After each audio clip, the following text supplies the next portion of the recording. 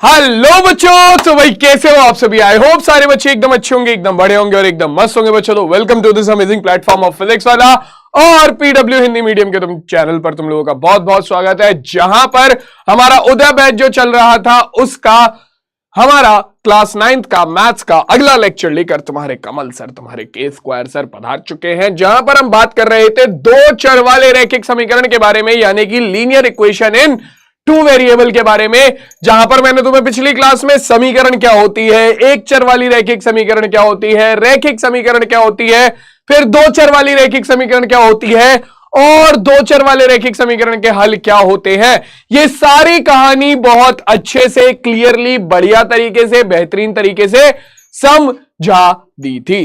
तो आज की क्लास में क्या चर्चा परिचर्चा होने वाली है भाई? आज की क्लास की चर्चा परिचर्चा का जो विषय होगा वो होगा कुछ तुम्हारा कि भैया जो ये दो चर वाले रैखिक समीकरण हैं इनका आलेख कैसे बनता है, और जो आलेख बनता है उस आलेख को हम किस तरीके से देखते हैं, हल का क्या संबंध है उस आलेख से, उस आलेख हल से, इन सारी चीजों के बारे में हम आज की क्लास में बात करेंगे। और महत्वपूर्ण प्रश्न तो हमें सॉल्व करते हुए चलना ही चलना है। तो सारी चीजों के लिए तैयार हो जाओ। जितनी चीज हमने पिछली क्लास में पढ़ी थी और जिन बालकों ने पिछली क्लास नहीं देखी है एक बार देख लेना। वैसे उस क्लास का छोटा सा रिकैप मैं यहां पर भी दूंगा ताकि तुम चीजों को अच्छे से समझ सको, जिन्होंने पिछली क्लास नहीं देखी है वो भी, ठीक है। और आज की क्लास में मेनली इन दो चीजों के बारे में बात होगी, दो चर वाले रैखिक समीकरण का आलेख कैसे बनता है और दूसरा उस पर आधारित महत्वपूर्ण प्रश्न। तो शुरुआत करते हैं, आगे बढ़ते हैं और देखते हैं सबसे पहले हमारे कुछ बेसिक से क्वेश्चन, ठीक है। और इन क्वेश्चन को देखकर भैया ये वाली शक्ल प्लीज मत बनाना, ठीक है, क्योंकि मुझे पता है जिन बालकों ने पिछली क्लास करी है वो बड़े प्यार से इन क्वेश्चंस का आंसर कर देंगे। बाकी अगर तुम्हारी ये वाली शक्ल बन रही है तो प्लीज पिछली क्लास जरूर देख लेना, ठीक है, क्योंकि क्वेश्चन बहुत इजी है, ज्यादा कुछ है नहीं। इस क्वेश्चन में तुमसे कह रहा है समीकरण 4x + 3y + 7 = 0 में से a b c के मान क्या है। बहुत इजी से क्वेश्चन है, जल्दी से मुझे आंसर बताओ, क्या आंसर होगा। a b c का मान, a का मान 3, b का मान 7, c का 4, a का 4, b का 3, c का 7, a का 4, b का 3, c का -7, या फिर इनमें से कोई नहीं। जल्दी से बताओ कौन सा ऑप्शन करेक्ट होगा, a b c या फिर d। इजी क्वेश्चन है।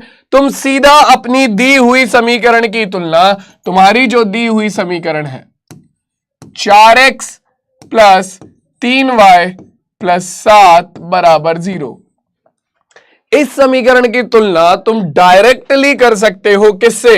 तुम डायरेक्टली इस समीकरण की तुलना कर सकते हो ax + by + c = 0 से। और जैसे ही तुम इस समीकरण की तुलना इससे करते हो तुम्हें a b c का मान मिल जाता है, ठीक है। a क्या है यहां पर हमारा, a क्या है भाई यहां पर हमारा, a है हमारा x का गुणांक, तो x का गुणांक कितना है 4, तो a का मान हो गया 4। b क्या है यहां पर हमारा, b है हमारा y का गुणांक, तो y का गुणांक है यहां पर 3, तो b का मान हो गया 3। और c क्या है यहां पर हमारा अचर पद, तो अचर पद हमारा कितना है 7, तो a का मान 4, b का मान 3 और c का मान 7। और इसी के साथ हमारा क्वेश्चन का आंसर आ गया मेरे यार, ठीक है।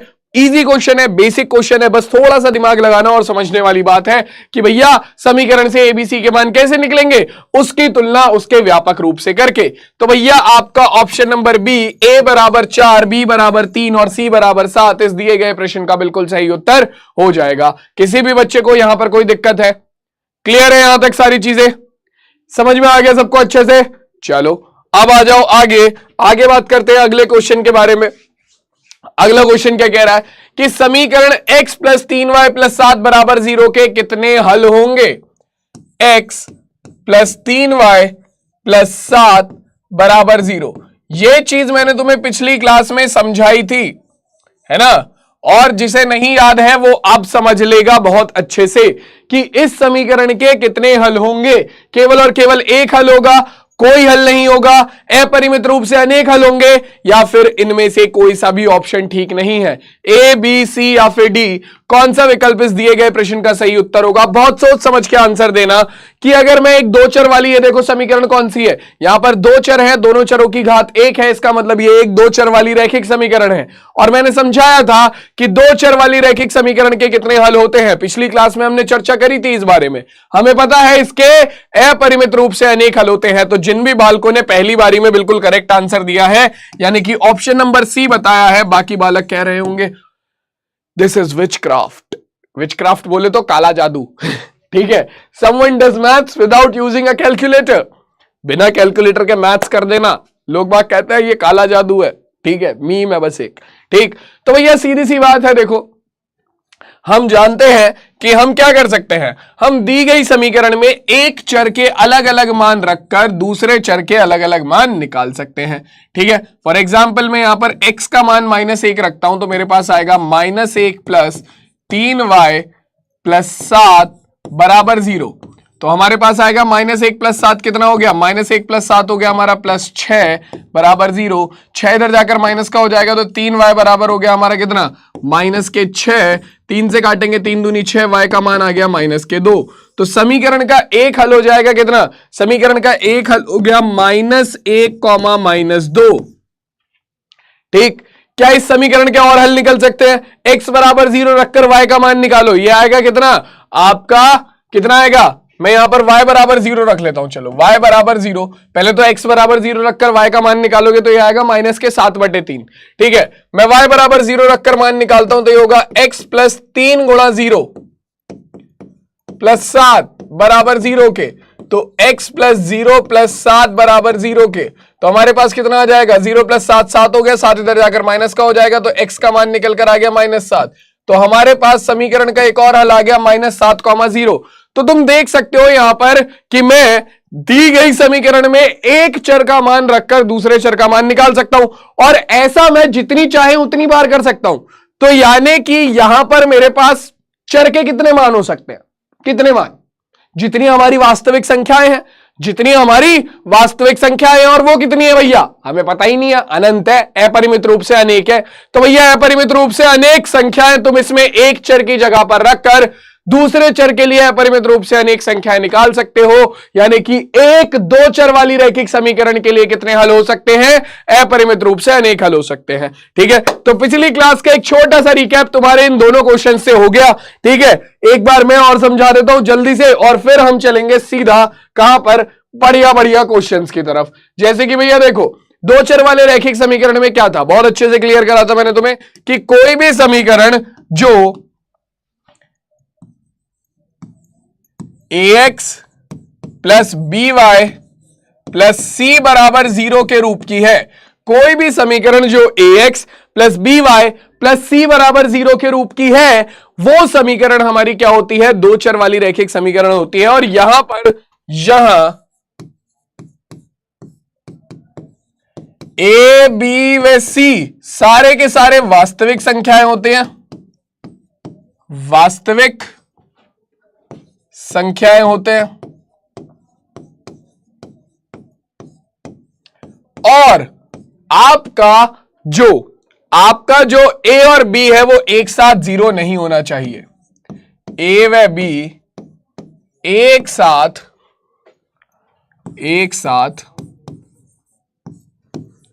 शून्य ना हो, क्योंकि देखो अगर ये कल भी समझाया था मैंने, अगर ये एक साथ दोनों 0 हो गए तो 0 गुणा x 0, 0 गुणा y 0, तो यानी कि तुम्हारे पास आ जाएगा 0 प्लस c बराबर 0, यानी कि c बराबर 0, जो कि एक हमारी समीकरण बन जाएगी जिसमें चर होंगे ही नहीं।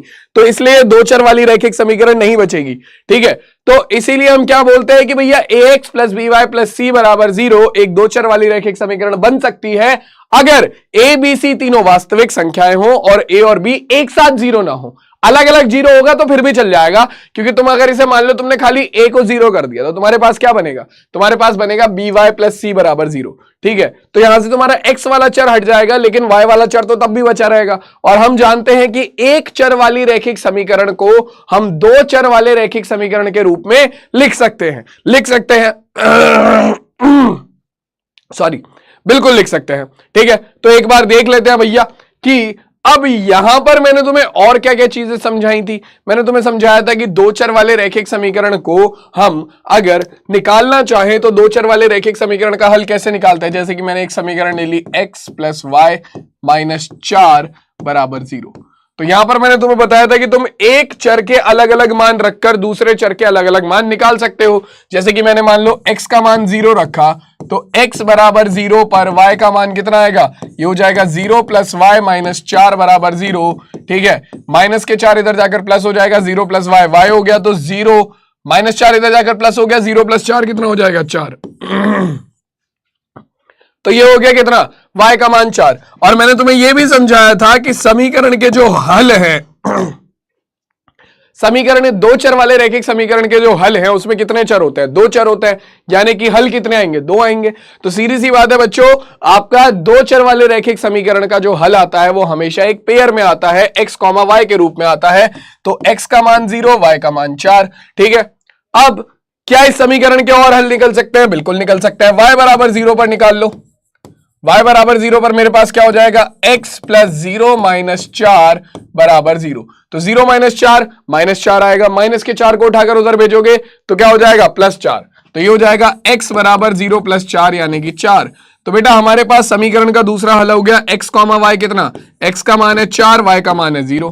ठीक है, 4, 0। क्या इस समीकरण के और हल हो सकते हैं, x बराबर -1 पर देखो, x बराबर -1 पर क्या आएगा भाई मेरे पास, x बराबर -1 पर ये हो जाएगा मेरा -1 प्लस y माइनस 4 बराबर 0। तो हमारे पास हो जाएगा y -1 माइनस 4 हो गया, माइनस के 5 बराबर 0, माइनस 5 इधर जाकर प्लस हो जाएगा, y का मान आ गया प्लस के 5। तो समीकरण का एक और हल निकल कर आ गया, x, y -1, 5। ठीक है, तो समीकरण के 3 हल निकल चुके हैं। क्या इस समीकरण का कोई और हल हो सकता है, तो इस समीकरण का एक और हल निकाल लो, किस पर, y बराबर 1 पर। ठीक है, y बराबर 1 पर। तो हमारे पास कितना हो जाएगा, ये हो जाएगा x प्लस 1 माइनस 4 बराबर 0। तो अपने पास हो गया x, 1 माइनस 4 माइनस के 3 बराबर 0, माइनस 3 इधर जाकर प्लस हो गया, तो ये हो गया x बराबर प्लस 3 के। तो समीकरण का एक और हल निकल कर आ गया हमारे पास कितना, 3, 1। तो तुम यहां से देख सकते हो कि तुम वही चीज जो मैंने अभी पहले क्वेश्चन में भी समझाई थी और मैं यहां पर भी एक्सप्लेन कर रहा हूं दोबारा से, कि एक दो चर वाले रैखिक समीकरण में तुम क्या कर सकते हो, एक चर का मान रखकर वहीं के वहीं दूसरे चर का मान निकाल सकते हो। यहां पर मैंने x का मान रखा, y का मान मिल गया, यहां पर y का मान रखा, x का मान मिल गया, यहां पर फिर से x का मान रखा, y का मान मिल गया, और यहां पर फिर से y का मान रखा तो x का मान मिल गया। तो हमें क्या पता चल रहा है कि हम एक दो चर वाले रैखिक समीकरण में एक चर का मान रखकर हाथों हाथ दूसरे चर का मान निकाल लेते हैं और हमें क्या मिल जाता है, समीकरण का एक हल मिल जाता है। और इसी तरीके से हम जितने चाहें उतने समीकरण के हल यहां पर बड़े प्यार से निकाल सकते हैं, क्योंकि 4 तो मैंने तुम्हें निकाल के दिखा दिए, इसके अलावा तुम जितने चाहे उतने निकाल लो। x बराबर 1 रख लो, 2 रख लो, 3 रख लो, 4 रख लो, 5 रख लो, √2 रख लो, √3 रख लो, 3/2 रख लो, 5/7 रख लो, जो तुम्हारा मन है रख लो भाई। ठीक है, बस वो क्या होनी चाहिए, वो वास्तविक संख्या होनी चाहिए। वास्तविक संख्या रखोगे तुम्हारे मान आ जाएंगे। ठीक है, क्लियर हो गई बात, यहां तक सबको समझ में आ गया।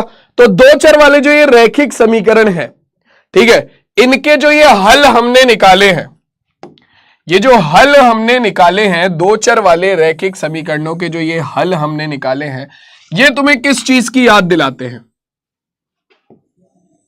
सोच के देखो, ये तुम्हें किस चीज की याद दिलाते हैं। क्या ये तुम्हें कुछ ऐसी चीज की याद नहीं दिलाते जो तुमने इससे पिछले चैप्टर में पढ़ी थी? सोच के देखो, थोड़ा सा दिमाग लगाओ, किस चीज की याद दिलाते हैं तुम्हें?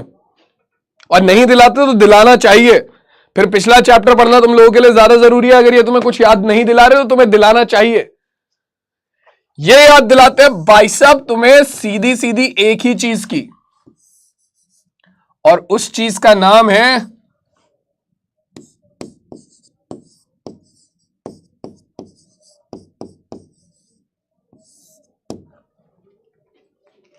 निर्देशांक। ठीक है, ये है निर्देशांक। ठीक, हमने इससे पहले कोऑर्डिनेट ज्योमेट्री वाला चैप्टर पढ़ लिया है, निर्देशांक ज्यामिति वाला चैप्टर पढ़ लिया है।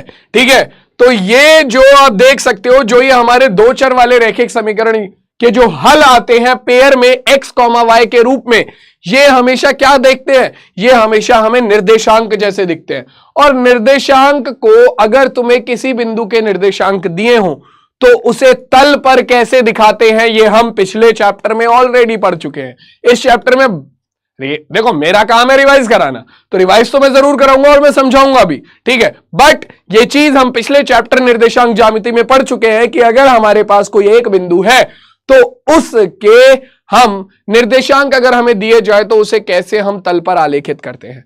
तो बेटा एक दो चर वाले रैखिक समीकरण का आलेख बनाने के लिए हमें उस समीकरण के कम से कम दो हल चाहिए होते हैं। कम से कम दो हल चाहिए होते हैं, ज्यादा से ज्यादा तुम जितने चाहे उतने निकाल लो, क्योंकि तुम्हें पता है कि अनंत हल निकल सकते हैं।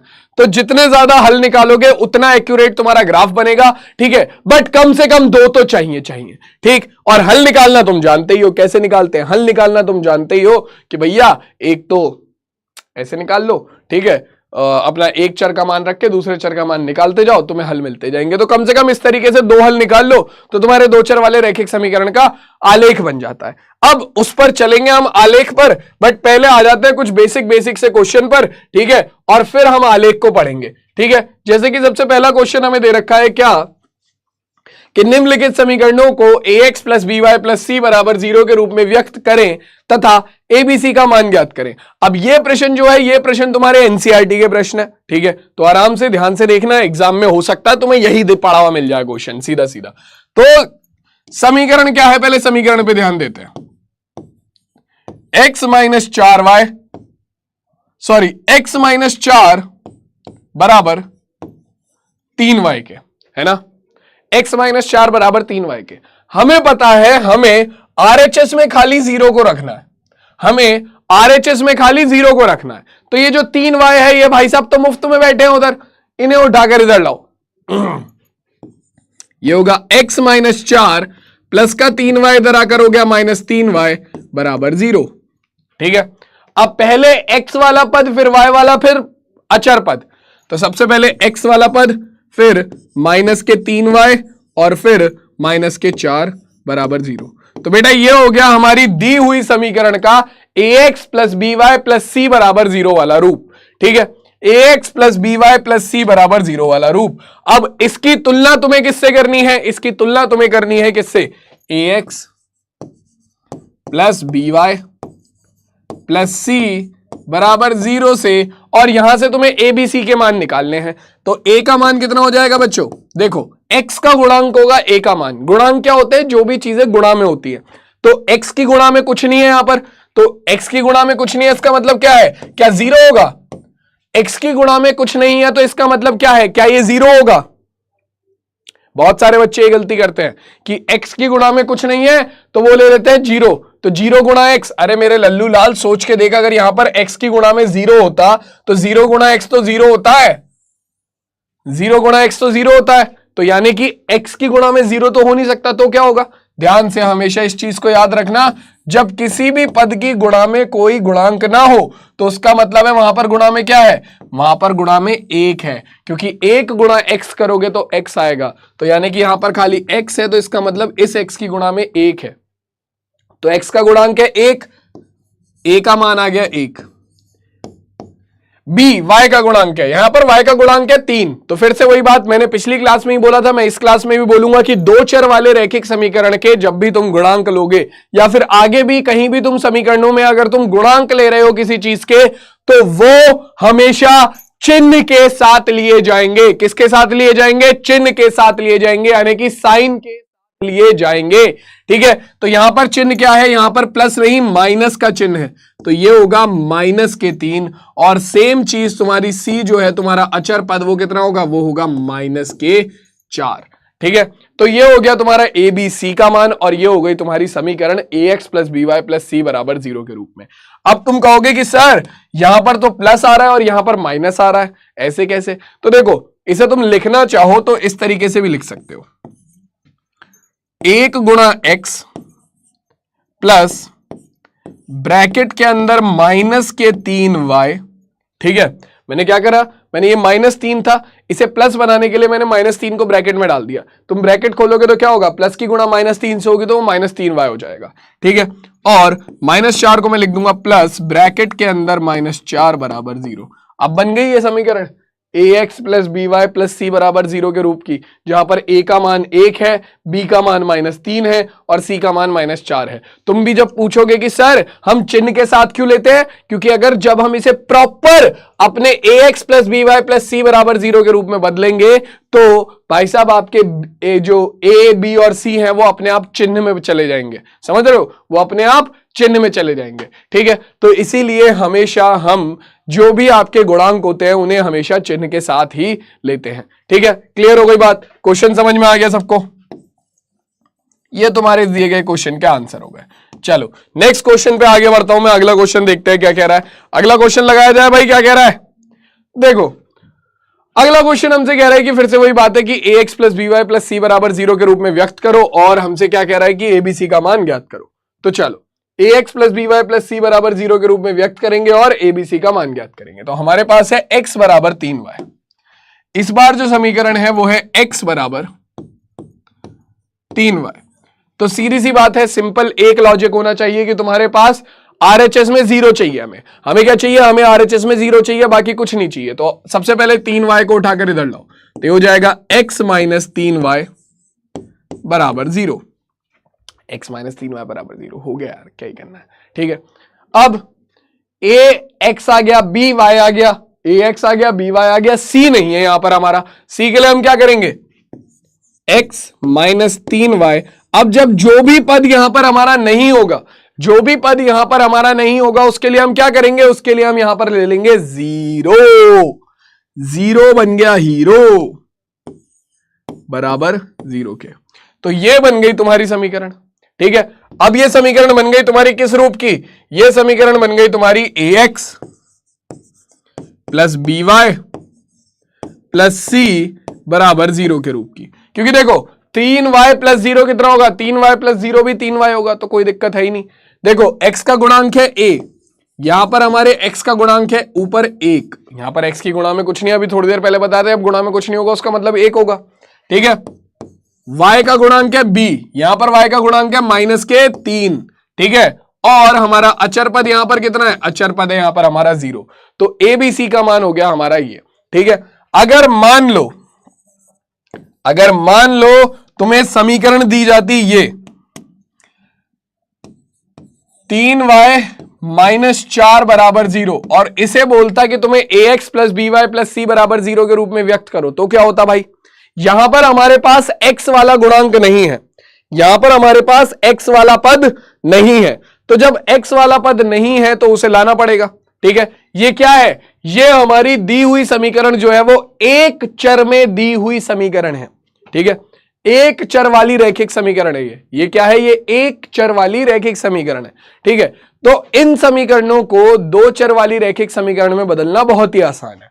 कैसे? जो चर नहीं दे रखा है उसकी गुणा में 0 ले लो। जैसे कि यहां पर x नहीं दे रखा है, तो मैं क्या करूंगा? मैं इसे ले लूंगा 0 गुणा x प्लस 3 गुणा y माइनस 4 बराबर 0। ये लो भैया, 0 गुणा x प्लस 3 गुणा y माइनस 4 दी हुई एक चर वाली रैखिक समीकरण हमारी दो चर वाली रैखिक समीकरण में बदल गई। अगर मान लो तुम्हें दे दिया जाता x माइनस 3 बराबर 0, यहां से y वाला पद गायब है, तो तुम क्या करोगे? इसे लिख दोगे 1 गुणा x प्लस 0 गुणा y माइनस 3 बराबर 0। फिर से हमारी एक चर वाली रैखिक समीकरण हमारी दो चर वाली रैखिक समीकरण में बदल गई। ठीक है, तो भैया इस तरीके से हम किसी एक चर वाले रैखिक समीकरण को दो चर वाले रैखिक समीकरण में बदलते हैं। क्लियर हो गई ये बात? यहां तक सबको क्लियर हो गया? किसी बालक को यहां तक कोई दिक्कत है? कोई भी छोटी बड़ी किसी भी तरीके की कोई दिक्कत है? क्लियर है? चलो आ जाओ भैया आगे। अब देखो यहां पर आपको समीकरण बनाना सीखना पड़ेगा। ठीक है, कई क्वेश्चन आते हैं तुम्हारे पास जिनमें तुम्हें समीकरण को बनाना सीखना पड़ेगा, और यह काम सबसे ज्यादा टफ लगता है बच्चों को। ठीक है, और मैं इसी काम को सबसे ज्यादा इजी बना दूंगा तुम लोगों के लिए, अगर तुम थोड़ा सा ध्यान 5 मिनट का मुझे दे दो तो। ठीक है, क्या कह रहा है ये? देखो, दो चर वाले रैखिक समीकरण को बनाने के लिए सबसे पहले क्या चाहिए? तुम्हें पता है समीकरण को बनाने के लिए सबसे पहले चाहिए हमें चर। ठीक है। समीकरण को बनाने के लिए सबसे पहले हमें चाहिए होता है चर, और यही सबसे टफ काम होता है किसी भी क्वेश्चन का कि भैया दी गई सिचुएशन में से या दी गई स्थिति में से चर किसे माना जाए। तो देखो 99% आपका केस यही बनेगा कि जो चीज आपसे क्वेश्चन में निकालने को बोली गई है उसी चीज को आपको चर मानना है। फॉर एग्जाम्पल जैसे कि इस क्वेश्चन में बात करते हैं, कह रहे कि एक नोटबुक की कीमत कलम की कीमत से दोगुनी है। इस कथन को निरूपित करने के लिए दो चरों वाला एक रैखिक समीकरण बनाइए। ठीक है, अब यहां पर इसने हमें कुछ निकालने के लिए नहीं बोला, यहां पर इसने हमें कुछ निकालने के लिए नहीं बोला। ठीक है, तो क्या करें? मैंने तुम्हें बताया कि जब मान लो तुम्हें क्वेश्चन में कुछ निकालने के लिए दिया जाए तो तुम क्या करोगे, तुम बात करोगे उसी चीज को चर बनाने की। लेकिन यहां पर तो कुछ निकालने के लिए नहीं बोला, तो यहां पर किस चीज के बारे में बात करेंगे? यहां पर बात करेंगे संबंध के बारे में, यानी कि रिलेशन के बारे में। जिन चीजों के बीच में हमें संबंध दिया हुआ है, जब आपको कुछ निकालने को ना बोले, ठीक है, जब आपको कुछ निकालने को ना बोले तो आपको देखना पड़ेगा वो संबंध जो कि चीजों के बीच में दिया हुआ है, और वो किन चीजों के बीच में दिया हुआ है। जैसे यहां पर आपको संबंध दिया हुआ है एक नोटबुक की कीमत और एक कलम की कीमत में। ठीक है, एक नोटबुक की कीमत कलम की कीमत से दोगुनी है, यही तो संबंध दिया हुआ है। तो संबंध है यहां पर नोटबुक की कीमत में और कलम की कीमत में। ठीक है, और इस कथन को ही निरूपित करना है, तो बस आप अपने इन्हीं कथनों को क्या मान लोगे?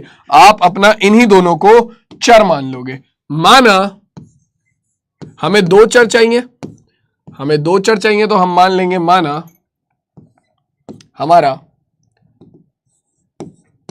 एक नोटबुक की कीमत, एक नोटबुक की कीमत बराबर, हमें नहीं पता कितने रुपए, नोटबुक की कीमत हमें कैसे पता होगी कितने रुपए? तो हम अपनी तरफ से मान लेते हैं कि ये है हमारा x रुपए, ये है हमारा x रुपए। दूसरी हमारी एक कलम की कीमत, एक कलम की कीमत तुम क्या जानो कमल बाबू? जरा से शब्द इधर उधर कर दो, मतलब ही बदल जाता है शब्द का। ठीक है, एक अक्षर में इधर उधर कर दूं, ले को मैं की जगह पर रख दूं, मैं को ले की जगह पर रख दूं, कलम से कमल बन जाता है ना? तो अक्षर इधर उधर करने से ही शब्द का मतलब बदल जाता है, शब्द को इधर उधर करने से तुम्हारे सेंटेंस का मतलब बदल जाता है, और सेंटेंस को इधर उधर करने से बातों का मतलब बदल जाता है। ये बहुत बड़ा ज्ञान है तुम लोगों के लिए। ठीक है, तो कई बार ऐसा होता है कि लोग बाग तुम्हें वही चीज बताएंगे जो किसी दूसरे ने बोली है, लेकिन उसके सेंटेंस को बस आगे पीछे कर देंगे, जिससे उस बात का मतलब ही पूरा का पूरा बदल जाएगा। और उस बात का मतलब बदल जाएगा और तुम या तो उस आदमी को बहुत अच्छा समझने लगोगे जो तुम्हारे लिए बहुत खराब है, या फिर उस आदमी को जो कि तुम्हारे लिए बहुत अच्छा है उसे बहुत खराब समझने लगोगे। इसीलिए कभी भी जल्दी से औरों की बताई हुई बातों पे भरोसा नहीं करते। ठीक है, चलो आ जाओ। तो हमने कलम की कीमत को बोल दिया y। क्या सर हम हर बार x और y लेंगे चर? नहीं, तुम्हारी मर्जी है, तुम u और v ले लो, तुम x और u ले लो, तुम p और q ले लो। हम x और y जनरली इसलिए लेते हैं क्योंकि ज्यादातर सवालों में यही यूज होता है। ठीक है, तो हमें याद हो गया वैसा वाला है कि जिस चीज की हमें प्रैक्टिस ज्यादा हो जाती है हम उसका बार बार इस्तेमाल करते हैं। ठीक है, तुम यहां पर u v लोगे, मुझे उससे भी कोई दिक्कत नहीं है, तुम p q लोगे, मुझे उससे भी कोई दिक्कत नहीं है, तुम r s लोगे, मुझे उससे भी कोई दिक्कत नहीं है, तुम s t u v w x जो तुम्हारा मन है वो ले लो। ठीक है, मुझे कोई दिक्कत नहीं है। अब देखो चर का इंतजाम तो हो गया, चर का इंतजाम तो हो गया, अब बनानी है समीकरण। ठीक है, सबसे पहला काम और सबसे इंपॉर्टेंट काम यही है कि दिए हुए क्वेश्चन में चर का इंतजाम करना। तो मैंने तुम्हें बताया कि 99% केसेस में तुम्हें क्वेश्चन में मिलेगा तुम्हें क्या निकालना है, और जो चीज तुम्हें निकालनी है वही तुम्हारा चर बन जाएगा। ठीक है, और जब तुम्हें यह ना दिया हो कि क्या चीज निकालनी है तो उस केस में तुम देखोगे संबंध किन चीजों में दिया हुआ है और उन्हें ही चर मान लोगे। समझ में आया? जैसे कि यहां पर संबंध दिया हुआ था एक नोटबुक की कीमत में और एक कलम की कीमत में, तो मैंने नोटबुक की कीमत को x बोल दिया, कलम की कीमत को y बोल दिया। क्या मैं कलम की कीमत को x नहीं बोल सकता था? बिल्कुल बोल सकता था। ठीक है, तो दोबारा से कमेंट में यह मत पूछना कि सर क्या हम कलम की कीमत को x ले सकते हैं? अरे ले सकते हो भाई, ठीक है। तुम्हें नहीं पता है ये कितने रुपए है, तुम्हें नहीं पता है कि ये y भी होगा या नहीं होगा, ठीक है, तुम्हारी मर्जी है, तुम इसे x लो, u लो, v लो, y लो, जो तुम्हारा मन है वो ले लो, मुझे कोई दिक्कत नहीं है, ठीक है। अब देखो, अब दूसरी कंडीशन आती है कि समीकरण को तैयार करना। चर लेने के बाद दूसरी सिचुएशन आती है समीकरण को तैयार करना। कैसे तैयार करेंगे भैया? जो चीज लिखी हुई है उसे ढंग से पढ़ो और उसे नीचे लिख दो, ठीक है। क्या लिखा हुआ है? एक कलम की कीमत, सॉरी, एक नोटबुक की कीमत, एक नोटबुक की कीमत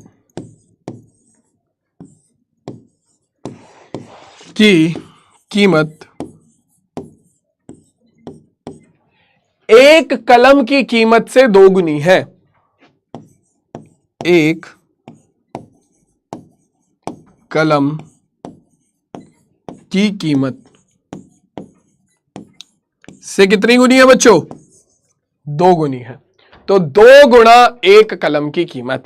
अब देखो, जैसे जैसे तुम धीरे धीरे प्रैक्टिस करते जाओगे, तुम्हें यह चीज लिखने की जरूरत नहीं पड़ेगी, तुम डायरेक्टली इक्वेशन लिख पाओगे, ठीक है। जैसे कि एक नोटबुक की कीमत कितनी है? x रुपए, बराबर 2 गुणा एक कलम की कीमत कितनी है? y रुपए। तो तुम्हारी समीकरण तैयार हो गई, 2y को उठाकर इधर ले आओ, तुम्हारी समीकरण तैयार हो जाएगी कितनी? तुम्हारी समीकरण तैयार हो गई x माइनस 2y बराबर 0। तो ये तुम्हारे इस दिए गए क्वेश्चन का आंसर हो गया, ठीक है। अब जैसे कि मैंने तुम्हें बताया कि पहला सिचुएशन है कि तुम्हारा क्या, तुम्हारी चर मानो, चर मानने के बाद जो स्थिति तुम्हें दी हुई है प्रश्न में उसे लिख लो।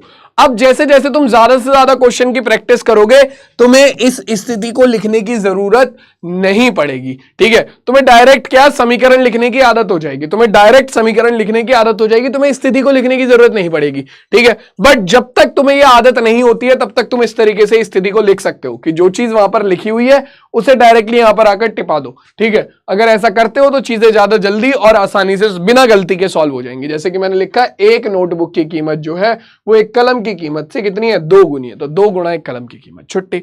फिर जो जो चीजें हमने मानी थी, नोटबुक की कीमत को x माना था, कलम की कीमत को y माना था, दोनों का मान रख दिया, समीकरण तैयार हो गई। क्लियर है बच्चों? समझ में आ गया? अब देखो, ऐसे एकदम से तो आएगा नहीं, ठीक है, ज्यादा से ज्यादा क्वेश्चन की प्रैक्टिस करनी पड़ेगी, ठीक है। और तुम कहोगे कि सर ये तो अभी सिरदर्दी लग रही है, तो बेटा सिरदर्दी तो लगेगी जब तक तुम इसकी ज्यादा से ज्यादा क्वेश्चन नहीं कर लेते हो, ठीक है। प्रैक्टिस बहुत ज्यादा जरूरी है इस टॉपिक में, ठीक है। आ जाओ जरा, जैसे कि अभी ये क्वेश्चन देखो, खतरनाक क्वेश्चन है, बढ़िया क्वेश्चन है, मजेदार क्वेश्चन है। एक नगर की टैक्सी का किराया निम्नलिखित है। किसी शहर में है, टैक्सी चला रहे हैं, अच्छे जितने जावांगे गड्डी मोड़ांगे, वो वाला हाल चल रहा है, गाने बज रहे हैं अंदर टैक्सी में, ठीक है। और क्या चल रहा है? पहले किलोमीटर का किराया 8 रुपए है, ठीक है, और उसके बाद की दूरी के लिए प्रति किलोमीटर का किराया 5 रुपए है। मतलब आपसे अगर आप 1 किलोमीटर जाते हो, अगर आप 1 किलोमीटर जाते हो तो आपसे ले लिए जाएंगे 8 रुपए, ठीक है। और अगर आप उस 1 किलोमीटर से आगे जाते हो, ठीक है, तो हर किलोमीटर के कितने रुपए हैं? हर किलोमीटर के तुम्हारे कितने रुपए हैं बच्चों? हर किलोमीटर के तुम्हारे कितने रुपए हैं? हर किलोमीटर के तुम्हारे 5 रुपए हैं, ठीक है। तो समझ जाओ इस चीज को कि तुम्हारे पास क्या आएगा, सिंपल सा देखो बच्चों, तुम्हारे पास क्या आएगा, हर किलोमीटर के तुम्हारे कितने रुपए हैं? तुम्हारे 5 रुपए। फॉर एग्जाम्पल, अब मान लो तुम 2 किलोमीटर गए, तुमने 2 किलोमीटर दूरी तय करी, तो 2 किलोमीटर का क्या सीन है कि भैया पहले किलोमीटर पे तो तुम्हारे लग गए 8 रुपए, ये रहे, और दूसरे किलोमीटर पे तुम्हारे लगेंगे कितने रुपए? ये जो तुम्हारा दूसरा किलोमीटर है इसके लगेंगे तुम्हारे 5 रुपए। तो 8 5 13 रुपए हो गए। तुमने 3 किलोमीटर की दूरी तय करी, पहले किलोमीटर पे 8 रुपए, दूसरे किलोमीटर पे 5 रुपए, तीसरे किलोमीटर पे फिर 5 रुपए, ठीक है। कितने हो गए? 5 5 10 और 8 कितने? 18 रुपए। तो इस तरीके से ऐसा है कि पहले किलोमीटर के 8 रुपए लेगा और उसके बाद हर 1 किलोमीटर के वो तुमसे 5 रुपए लेता रहेगा, ठीक है। अब क्या कह रहा है? कह रहा है कि यदि तय की गई दूरी x किलोमीटर है और कुल किराया y रुपए हो तो एक रैखिक समीकरण लिखिए। मतलब यहां पर तुम्हें बोल दिया गया है कि कुल दूरी जो तय की गई है, कुल दूरी जो तय की गई है वो कितनी है, वो x किलोमीटर है, और जो कुल किराया है वो कितने रुपए है, वो y रुपए है। ठीक है, वो y रुपए है। तो हमसे समीकरण बनाने को कह रहा है। अब देखो क्वेश्चन थोड़ा सा कठिन है, लेकिन इन्होंने एक चीज आसान कर दी है कि समीकरण के लिए जो क्या है, चर है, वो अपने आप मानकर दे दिया। ठीक है, समीकरण के लिए जो चर है वो अपने आप मानकर दे दिए हैं। तो देखो भैया, पहले किलोमीटर का जो तुम्हारा किराया है, या तुम्हारे पास कुल दूरी कितनी है, पहले ये देखो।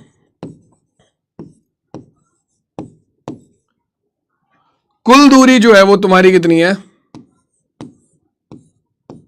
कुल दूरी बराबर है x किलोमीटर के, और तुम्हारा जो कुल किराया है, मतलब x किलोमीटर दूरी तय करने में जो किराया लगा तुम्हारा, x किलोमीटर दूरी तय करने में जो किराया लगा तुम्हारा, वो कितना है, वो है तुम्हारा y रुपए, y रुपए। अब तुम ये सोचो कि इसने कितनी दूरी तय करी, x किलोमीटर दूरी तय करी। इसने कितनी दूरी तय करी, इसने x किलोमीटर दूरी तय करी।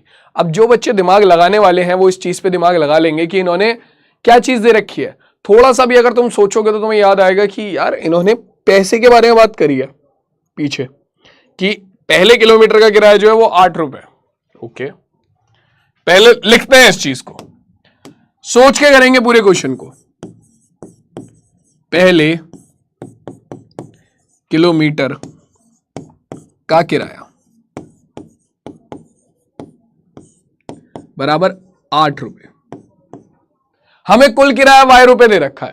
पहले किलोमीटर का किराया 8 रुपए है, यानी कि 1 किलोमीटर दूरी तो तय हो गई। बची कितनी, बची कितनी, तुम सोचो, तुम्हें 10 किलोमीटर जाना है, तुम्हें 10 किलोमीटर जाना है। 10 किलोमीटर में से 1 किलोमीटर दूरी तो तुमने तय कर ली। कितनी दूरी बची, 10 माइनस 1 किलोमीटर यानी कि 9 किलोमीटर। तो सेम लॉजिक यहां पर है। पहले किलोमीटर का किराया 8 रुपए, यानी कि 1 किलोमीटर दूरी तय हो गई। शेष दूरी कितनी बची, शेष दूरी कितने किलोमीटर बची भैया, 1 किलोमीटर तो तय हो गई।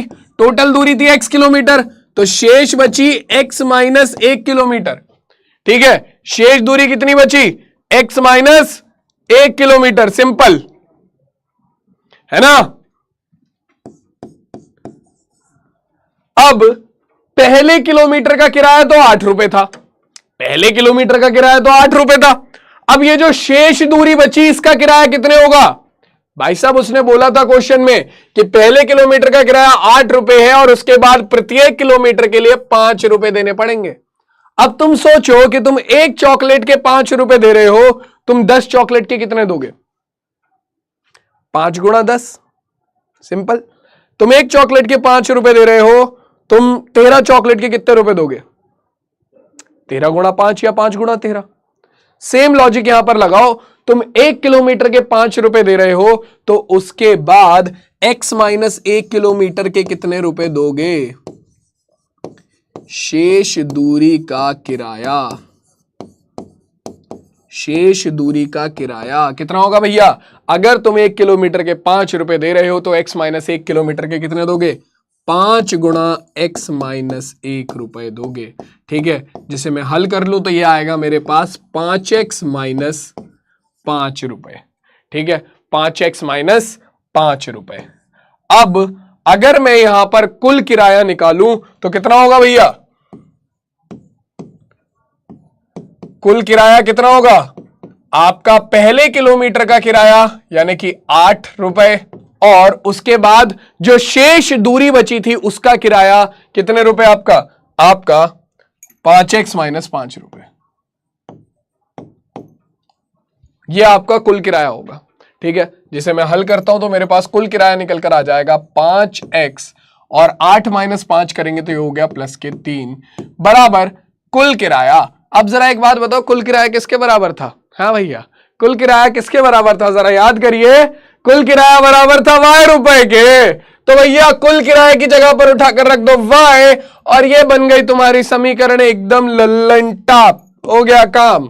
देखो y को उठाकर इधर लिया और समीकरण तैयार हो गई, 5x माइनस y प्लस 3 बराबर 0। और हम बन गए हीरो। मैंने क्या बोला था कि जो चीज निकालनी है या जिस चीज में संबंध दे रखा है उसे मान लो क्या, चर, और उसके बाद जो स्थिति दी हुई है उसे ढंग से पढ़ो और अपना सॉल्व कर दो क्वेश्चन को। क्लियर हो गई बात? समझ में आ गया बच्चों ये क्वेश्चन भी? चलो अब चलते हैं सीधा किस पर, हमारा रैखिक समीकरण के आलेख पर। अब तुम्हें पता चलेगा कि इसे दो चर वाले रैखिक समीकरण का आलेख क्यों बोला जाता है या इसे रैखिक समीकरण ही क्यों बोला जाता है। ठीक है, तो देखो जिन समीकरणों में चर की घात 1 होती है उनका आलेख ज्यादातर बनता है सरल रेखा। क्या बनता है? सरल रेखा। और एक दो चर वाले रैखिक समीकरण का आलेख भी बनता है एक सरल रेखा। और जैसा कि मैंने तुम्हें बताया था कि इसका आलेख बनाने के लिए हमें कुछ नहीं चाहिए होता, हम सिंपल क्या लेते हैं भैया? हम सिंपल लेते हैं समीकरणों के क्या, हल। ठीक है, तो जैसे इस समीकरण का मान लो मुझे आलेख बनाने को दे दिया जाए कि x प्लस वाई बराबर x प्लस वाई माइनस 2 बराबर 0 का हल निकालो, मतलब आलेख बनाओ। तो आलेख बनाने के लिए आपको कम से कम दो हल जरूर चाहिए। ज्यादा से ज्यादा आप जितने निकाल लोगे वो आपके लिए बेहतर है। जैसे कि मान लो मैंने दो हल निकाले, सबसे पहले x बराबर 0 पर। ठीक है, ये मैं समझाऊंगा कि मैं x बराबर 0 और y बराबर 0 पर ही हल निकालने को क्यों बोल रहा हूं तुम लोगों को, ये मैं जरूर समझाऊंगा। तो एक बार जरा पहले देख लो, आलेख बनाने के लिए मुझे हल चाहिए कम से कम दो, मैं 3 निकालूंगा ताकि मेरा आलेख थोड़ा और एक्यूरेट बन जाए। ठीक है, तो ये होगा अपना कितना, एक x बराबर 0 पर निकाला तो 0 प्लस वाई माइनस 2 बराबर 0, 0 प्लस वाई कितना हो गया, y, माइनस का 2 इधर जाकर प्लस हो जाएगा तो 0 प्लस 2 हो गया हमारा 2। तो समीकरण का पहला हल आ गया x कॉमा वाई बराबर x का मान 0, y का मान 2। समीकरण का पहला हल आ गया हमारे पास। समीकरण का दूसरा हल मैं निकाल लेता हूं किस पर, y बराबर 0 पर। ठीक है, तो ये हो जाएगा हमारा कितना, x प्लस 0 माइनस 2 बराबर 0। ठीक है, और आपका कितना आ जाएगा, माइनस 2 इधर जाकर प्लस हो गया तो x बराबर आ गया 0 प्लस 2 हमारा 2 के। तो समीकरण का दूसरा हल हो गया x कॉमा वाई बराबर x का मान 2, y का मान 0। ठीक है, मैं समीकरण का एक और हल निकाल लेता हूं, x बराबर या y बराबर 1 पर। कितना आएगा बच्चों y बराबर 1 पर, तो हो जाएगा x प्लस 1 माइनस 2 बराबर 0। ठीक है, x प्लस 1 माइनस 2 बराबर 0, तो 1 माइनस 2 कितना हो जाएगा, माइनस 1 बराबर 0। तो माइनस 1 इधर जाकर प्लस हो गया, x का मान आ गया 1। तो समीकरण का तीसरा हल निकल कर आ गया हमारा कितना, x का मान 1 एंड y का मान भी 1। x का मान 1 एंड y का मान भी 1। समीकरण के 3 हल हमारे पास हैं। अब इस समीकरण का आलेख बनाना कोई बड़ी बात नहीं है। ठीक है, मैंने क्या बोला था, ये तीनों हल क्या है, ये तीनों हल जो हमने निकाले हैं समीकरण के, ये इसके लिए निर्देशांक का काम करेंगे, ये इसके लिए निर्देशांक का काम करेंगे। तो पहला बिंदु है हमारा क्या, पहला बिंदु है x कॉमा वाई 0 कॉमा 2। इस बिंदु को मैं नाम दे देता हूं a 0 कॉमा 2। दूसरा बिंदु है b जिसके निर्देशांक है कितने, 2 कॉमा 0। और तीसरा बिंदु है C जिसके निर्देशांक है 1 कॉमा 1। क्या तुम और बिंदु निकाल सकते हो? बिल्कुल, समीकरण के और हल निकालकर मैं और बिंदु निकाल सकता हूं। ठीक है, अब इन सारे बिंदुओं को अपना क्या करो, ये जो आलेख है यहां पर हमें पता है ये जो हॉरिजॉन्टल लाइन होती है इसे हम x अक्ष बोलते हैं, जो ये खड़ी लाइन होती है इसे हम y अक्ष बोलते हैं। और ये चीज हमने निर्देशांक ज्यामिति वाले चैप्टर में ऑलरेडी सीख रखी है कि जो x अक्ष होती है उस पर हमारा y निर्देशांक 0 होता है, यानी कि y बराबर 0 होता है। और जो हमारी y अक्ष होती है उस पे हमारा x बराबर 0 होता है। तो अब जिन बच्चों को यह डाउट था कि सर आप बार बार x बराबर 0 और y बराबर 0 पर ही क्यों मान निकाल रहे हो, तो सुनो, हम कोशिश ज्यादातर यह करते हैं कि सबसे पहले हम दी गई समीकरण के लिए वो दो बिंदु निकाल लें जिस पर वो x अक्ष को और y अक्ष को काटेंगे। ठीक है, जिस पर आपका उन समीकरण का आलेख x अक्ष को और y अक्ष को काटेगा, हम सबसे पहले वो दो बिंदु निकालने की कोशिश करते हैं। ठीक है, और अगर तुम देखो तो जहां पर मैंने रखा है क्या, मैंने रखा है x बराबर 0, तो x बराबर 0 का मतलब क्या है, x बराबर 0 कहां पर होता है, अभी समझाया तुम्हें, x बराबर 0 होता है y अक्ष पर। तो यानी कि ये जो हमारा बिंदु निकल कर आया है ये कहां पर होगा, ये वो बिंदु होगा जो कि दिए गए समीकरण का आलेख, जहां पर इस समीकरण का आलेख y अक्ष को काटेगा।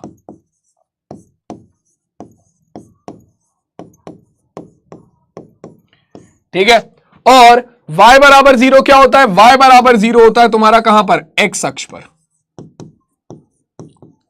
जानते हैं चीज हम बहुत अच्छे से, y बराबर 0 कहां पर होता है, हमारा x अक्ष पर।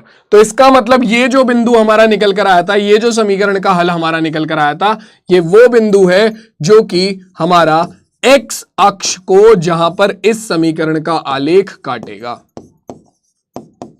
एक बार चेक भी कर लेते हैं कि क्या ये बात जो मैं लिख रहा हूं यहां पर वो सही है या नहीं है। तो देखो, हम सबसे पहले अपने दर्शाते हैं बिंदु कौन सा, सबसे पहला हम बिंदु दर्शाते हैं 0,2। तो x निर्देशांक 0 कहां पर होता है, हमें पता है y अक्ष पर। y निर्देशांक इसका कितना है, 2 है। तो y अक्ष पर 2 ढूंढो, 1 2, ये रहा y अक्ष पर 2, ये हो गया बिंदु A 0,2। दूसरा बिंदु है 2,0, बिंदु B, तो ये रहा बिंदु B 2,0। ठीक है, तो x निर्देशांक है 2, x निर्देशांक देखेंगे 1 2, ये रहा 2, y निर्देशांक कितना है 0, तो y अक्ष पर, हमारा x अक्ष पर ही y निर्देशांक 0 होता है, यानी कि बिंदु यहीं पर x अक्ष पर रह जाएगा, और ये हो गया बिंदु B हमारा 2,0। उसके बाद बिंदु C है 1,1, यानी कि x अक्ष पर 1, ये रहा, और y अक्ष पर भी 1, ये रहा। दोनों को हम आगे बढ़ाएंगे, जहां पर ये एक दूसरे को काटेंगे वही बिंदु हो जाएगा हमारा 1,1, तो ये हो गया बिंदु C 1,1। ठीक है, जैसे ही आपने इन तीनों बिंदुओं को बना लिया, जैसे ही आपने इन तीनों बिंदुओं को बना लिया, इन तीनों बिंदुओं से होते हुए एक सीधी रेखा बना दो। ठीक है, इन तीनों बिंदुओं से होते हुए एक सीधी रेखा बना दो। तो ये लो भाई,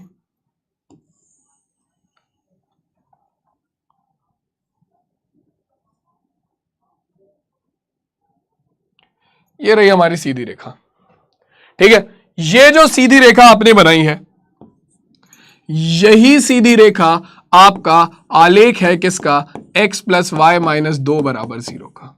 ठीक है, तो इस तरीके से आप किसी दी हुई समीकरण का आलेख जो है वो बनाते हो। ठीक है, सबसे पहले आप उस समीकरण के कम से कम 2 हल निकालेंगे, और कोशिश करेंगे कि आप ऐसे 2 हल निकालें जो कि x अक्ष और y अक्ष पर काटने वाले बिंदु को दे दें। ठीक है, यानी कि x अक्ष पर काटने वाला बिंदु निकालने के लिए y बराबर 0 रख देना, y अक्ष पर काटने वाला बिंदु निकालने के लिए x बराबर 0 रख देना। अब देखो, यहीं से ये जो 2 चीजें लिखी हुई हैं, यही 2 चीजें आपकी क्या है, यही 2 चीजें आपकी स्ट्रेट लाइन है।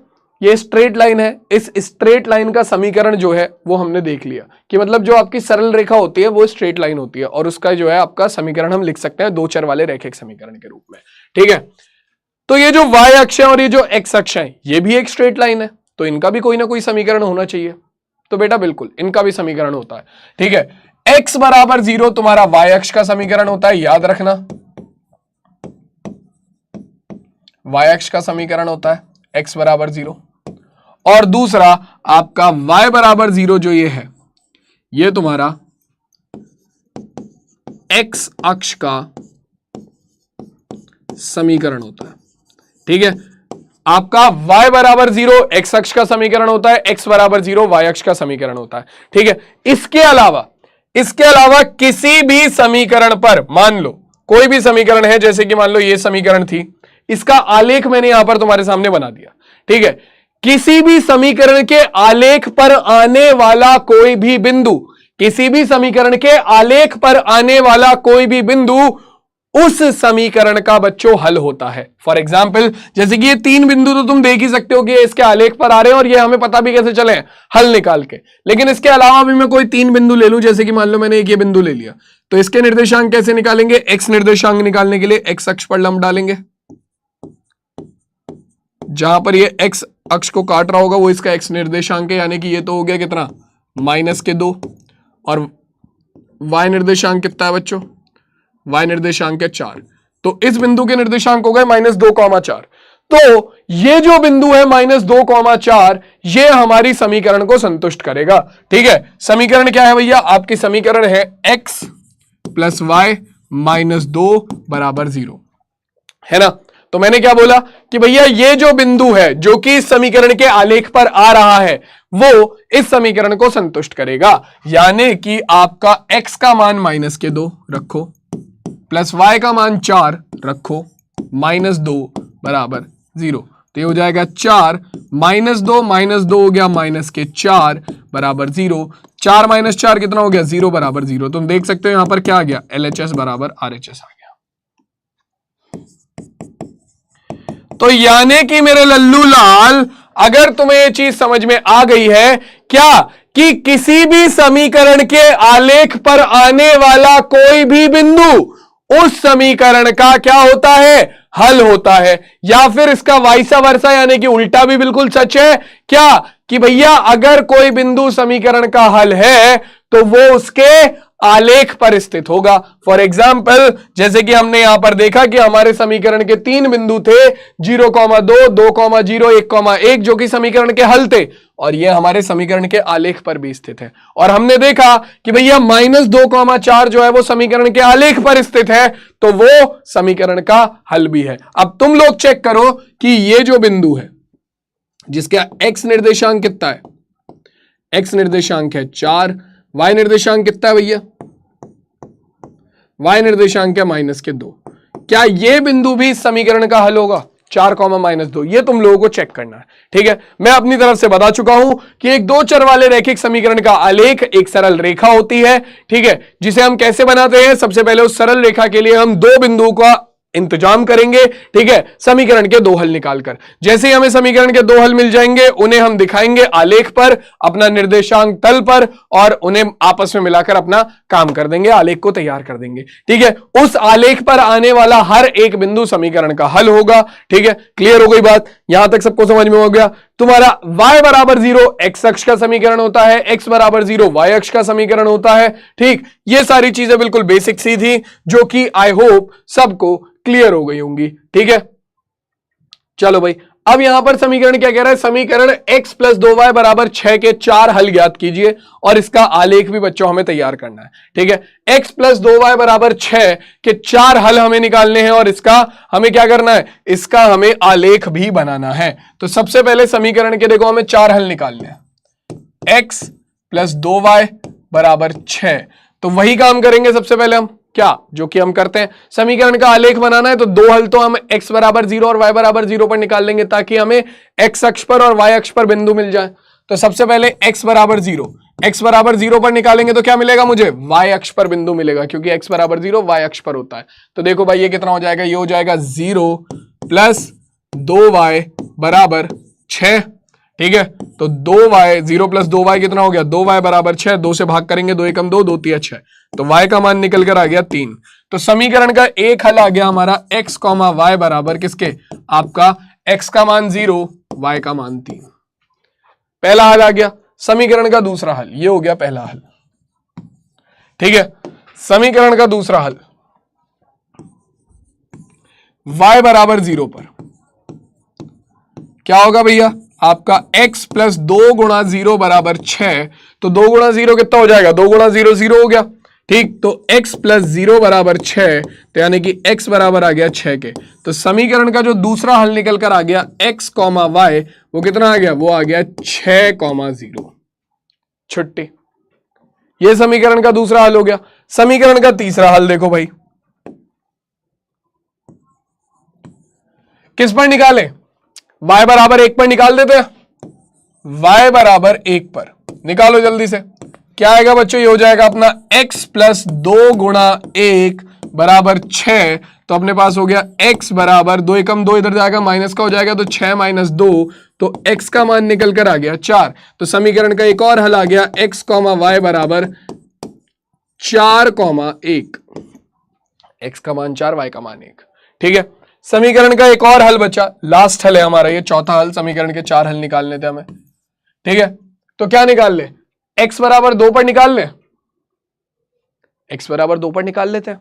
देखो भाई, x बराबर 2 पर, जिस पर तुम चाहो तुम उस पर निकाल सकते हो, मैं 2 पर निकाल रहा हूं ताकि आसानी से निकल जाए। x 2 प्लस 2y बराबर 6, 2 जाएगा इधर माइनस का हो जाएगा, तो हमारे पास हो गया 2y बराबर 6 माइनस 2, तो 2y बराबर हो गया 6 माइनस 2 यानी कि 4 के 2 से भाग करेंगे, 2 दूनी 4, y का मान निकल कर आ गया 2।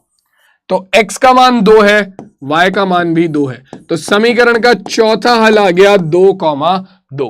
तो भैया समीकरण के 4 हल निकालने थे हमें, तो समीकरण के 4 हल हमने निकाल दिए। ठीक है, अब इसके बाद इस समीकरण का आलेख बनाना है हमें, तो वो भी बना देता हूं मैं। देखो समीकरण के 4 हल कौन कौन से हैं। सबसे पहला है बिंदु A 0,3, ठीक है, ये रहा। दूसरा बिंदु है 6,0, बिंदु B 6,0, तीसरा बिंदु है 4,1, बिंदु C 4,1, और तीसरा बिंदु है D 2,2, बिंदु D 2,2।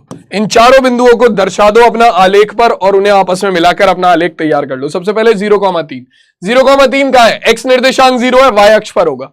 ठीक है, y अक्ष पर x निर्देशांक 0, y निर्देशांक 3, तो 1 2 3 ये रहा, ये बिंदु होगा आपका बिंदु A 0,3। दूसरा बिंदु है कितना 6,0, तो x निर्देशांक है 6, तो x अक्ष पर 6 ढूंढेंगे, 1 2 3 4 5 6 ये रहा। y निर्देशांक 0 है, इसका मतलब ये बिंदु आपका यहीं पर ही होगा। ठीक है, तो ये हो गया 6,0। C बिंदु है 4,1, x निर्देशांक है 4, तो 1 2 3 4 ये रहा 4। y निर्देशांक है 1, y निर्देशांक 1 ये रहा। इन्हें आपस में आगे बढ़ाएंगे, जहां पर ये एक दूसरे को काटेंगे वही बिंदु हो जाएगा जो कि हमारा दिया हुआ बिंदु होगा, बिंदु C ये रहा 4,1। और बचा बिंदु D 2,2, तो x निर्देशांक है 2, तो 1 2, y निर्देशांक है 2 1 2। आगे बढ़ाएंगे, जहां पर ये एक दूसरे को काटेंगे वही बिंदु हो जाएगा हमारा, ये रहा, ये हो गया बिंदु D 2,2। चारों बिंदुओं को मिलाकर आपस में एक लाइन बना दो, तो हमारे पास क्या आ जाएगा, हमारे पास आ जाएगा हमारे दिए गए बिंदु का, ये लो भैया, चारों बिंदुओं को मिलाकर आपस में लाइन बना दी। ये जो आलेख हमारा तैयार हुआ, यही आलेख हमारा क्या हो जाएगा, ये लो भाई साहब, यही हमारा आलेख हो जाएगा किसका, यही आलेख हो जाएगा x प्लस 2y बराबर 6 का। तो अब मुझे लगता है आलेख बनाने का जो लॉजिक है वो सबको समझ में आ गया होगा कि कैसे आलेख बनेगा। ठीक है, हम क्या करेंगे, सबसे पहले हमारा समीकरण देखेंगे, समीकरण के हल निकालेंगे। 2 हल निकाल लो कम से कम, ज्यादा से ज्यादा तुम जितने चाहे उतने निकाल सकते हो। ठीक है, कम से कम 2 जरूर निकाल लेना, x बराबर 0 y बराबर 0 पर। ठीक है, उसके बाद जितने चाहे तुम उतने निकाल लो, मुझे कोई दिक्कत नहीं है। ठीक है, चलो भाई अगला क्वेश्चन देखो क्या कह रहा है। अगला क्वेश्चन हमसे कहता है कि k के किस मान के लिए x बराबर 2 y बराबर 1 दिए गए समीकरण के हल होंगे। अब ये तुमसे डायरेक्टली पूछ रहा है कि k के किस मान के लिए समीकरण के ये दोनों हल हैं। तो अगर देखो ये दोनों समीकरण के हल हैं, अगर ये दोनों बिंदु जो हमें दिया हुआ है ये इस दी हुई समीकरण के हल हैं, इसका मतलब ये समीकरण को संतुष्ट करेंगे। यानी कि अगर मैं इन्हें इस समीकरण में उठाकर रख भी दूं तब भी हमारा LHS और RHS बराबर रहने चाहिए। ठीक है, तो यानी कि अगर मैं 2x प्लस 3y बराबर k में x बराबर 2 और y बराबर 1 रख भी दूं तब भी हमारे LHS और RHS बराबर रहेंगे, यानी कि मान नहीं बदलेंगे, क्योंकि हमें बोला गया है कि ये दोनों समीकरण के हल होंगे। तो भैया अपना मान उठाकर रख दो, x की जगह पर 2 और y की जगह पर 1 रख दो, तब भी आपका जो LHS है वो RHS के बराबर होगा। तो आपके पास हो जाएगा 2 दूनी 4 प्लस 3 एकम 3 बराबर k के, तो k का मान आ गया 4 3 7। ये लो भैया, तो k बराबर 7 के लिए आपका x बराबर 2 और y बराबर 1 इस समीकरण के हल होंगे। क्लियर हो गई बात। अब बच्चों देखो ये क्वेश्चन जो है ये तुम लोगों के लिए होमवर्क है।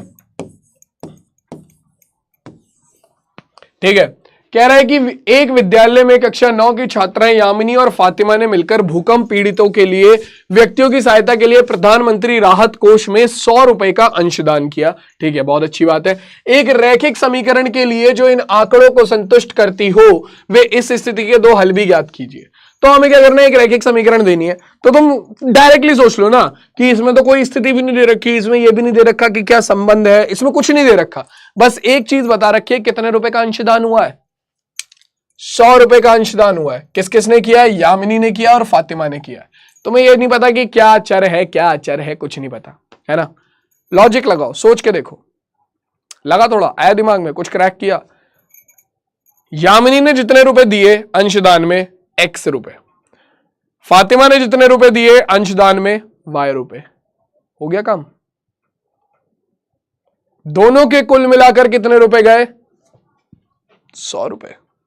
तो यानी कि यामिनी के x रुपए प्लस फातिमा के y रुपए बराबर हो गए किसके? 100 रुपए के। तो x प्लस y बराबर 100। समीकरण तैयार है, इसके दो हल निकालने का काम तुम लोगों का है। ठीक है, आज की क्लास को मैं यहीं पर एंड करता हूं और इसी के साथ बच्चों हमारा दो चर वाले रैखिक समीकरण वाला जो टॉपिक है वो हमारा यहीं पर खत्म हो चुका है। जिन बालकों ने पिछली क्लास नहीं देखी थी एक बार देख लेना। ठीक है, आज की क्लास को हम लोग यहीं पर एंड करेंगे। मिलता हूं मैं सीधा तुमसे तुम्हारी नेक्स्ट क्लास में। आई होप तुम लोगों को मुझसे पढ़ने में मजा आ रहा होगा, और अगर थोड़ी भी चीजें ऊपर नीचे लग रही है या कोई चीज में दिक्कत है तो तुम कमेंट में डाल के बता सकते हो, मैं जरूर देख लूंगा उस चीज को। ठीक है, तो मिलता हूं सीधा तुमसे तुम्हारी नेक्स्ट क्लास में। तब तक के लिए सारे बालक पढ़ते रहो। टेक केयर, टाटा और बाय बाय।